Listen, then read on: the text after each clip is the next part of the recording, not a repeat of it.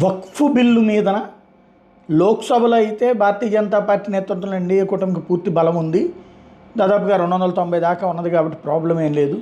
రాజ్యసభలో మాత్రం అత్యసరే ఉంది కాబట్టి ప్రతిపక్షాలన్నీ కలిపి ప్లాన్ చేసుకుని ఆపేస్తాయి అన్నటువంటి ఒక పెద్ద భ్రమకి ముగింపు పలికింది. అక్కడ పూర్తి మెజారిటీ ఉంది, ఇంకో 2 సీట్లు ఎక్కువే ఉన్నాయి.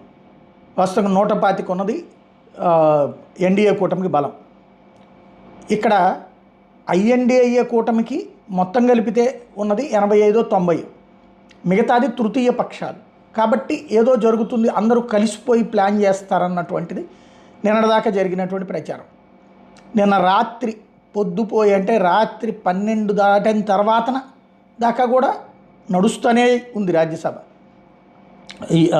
ఎత్తులు పై ఎత్తులు, మాటలకి సమాధానాలు, చొరకలు, దానికి ప్రతి